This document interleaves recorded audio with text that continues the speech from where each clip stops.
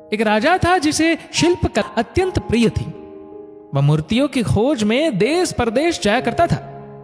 इस प्रकार राजा ने कई मूर्तियां अपने राजमहल में लाकर रखी हुई थी और स्वयं उनकी देखरेख करवाते। सभी मूर्तियों में उन्हें 3 मूर्तियां जान से भी ज्यादा प्यारी थी। सभी को पता था कि राजा को उनसे अत्यंत लगाव है। एक दिन जब एक सेवक इन मूर्तियों की सफाई कर रहा था, तब गलती से उसके हाथों से उनमें से एक मूर्ति टूट गई। जब राजा को यह बात पता चली तो उन्हें बहुत क्रोध आया और उन्होंने उस सेवक को तुरंत मृत्युदंड दे दिया।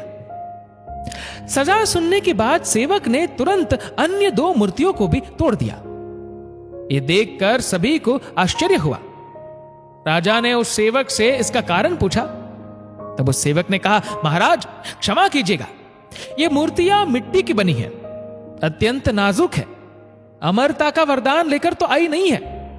आज नहीं तो कल टूट ही जाती। अगर मेरे जैसे किसी प्राणी से टूट जाती तो उसे अकारण ही मृत्युदंड का भागी बनना पड़ता। मुझे तो मृत्युदंड मिल ही चुका है, इसलिए मैंने ही अन्य 2 मूर्तियों को तोड़कर उन 2 व्यक्तियों की जान बचा ली। यह सुनकर राजा की आंखें खुली की खुली रह गई। उसे अपनी गलती का एहसास हुआ और उसने सेवक को सजा से मुक्त कर दिया। सेवक ने उन्हें सांसों का मूल्य सिखाया, साथ ही सिखाया कि न्यायाधीश के आसन पर बैठकर अपने निजी प्रेम के चलते छोटे से अपराध के लिए मृत्युदंड देना उस आसन का अपमान है। एक उच्च आसन पर बैठकर हमेशा उसका आदर करना चाहिए। राजा हो या कोई भी, अगर उसे न्याय करने के लिए चुना गया है तो उसे न्याय के महत्व को समझना चाहिए। मूर्ति से राजा को प्रेम था, लेकिन उसके लिए सेवक को मृत्युदंड देना न्याय के विरुद्ध था। न्याय की कुर्सी पर बैठकर किसी को भी अपनी भावनाओं से दूर हटकर फैसला देना चाहिए। राजा को समझ आ गया कि मुझसे कई गुना अच्छा तो वो ये सेवक था जिसने मृत्यु के इतना समीप होते हुए भी परहित का सोचा। राजा ने सेवक से पूछा कि अकारण मृत्यु को सामने पाकर भी तुमने ईश्वर को नहीं कोसा, तुम निडर रहे। इस संयम, समस्वभाव तथा दूरदृष्टि के गुणों के वहन की युक्ति क्या है? सेवक ने बताया कि आपके यहां काम करने से पहले मैं एक अमीर सेठ के यहां नौकर था। मेरा सेठ मुझसे तो बहुत खुश था, लेकिन जब भी कोई कटु अनुभव होता तो वह ईश्वर को बहुत गालियां देता था। एक दिन सेठ ककड़ी खा रहा था।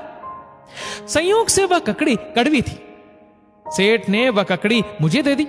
मैंने उसे बड़े चाव से खाया, जैसे वह बहुत स्वादिष्ट हो। सेठ ने पूछा, ककड़ी तो बहुत कड़वी थी, भला तुम ऐसे कैसे खा गए? तो मैंने कहा, सेठ जी, आप मेरे मालिक हैं, रोज ही स्वादिष्ट भोजन देते हैं। अगर एक दिन कुछ कड़वा भी दे दिए तो उसे स्वीकार करने में क्या हर्ज है?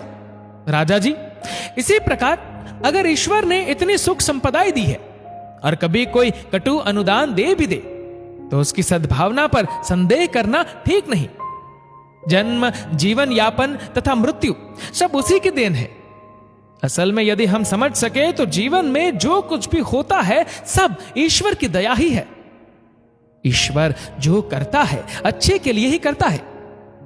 यदि सुख दुख को ईश्वर का प्रसाद समझकर संयम से ग्रहण करें तथा हर समय परिहित का चिंतन करें तो ईश्वर हमें सदा प्रसन्न रखेगा।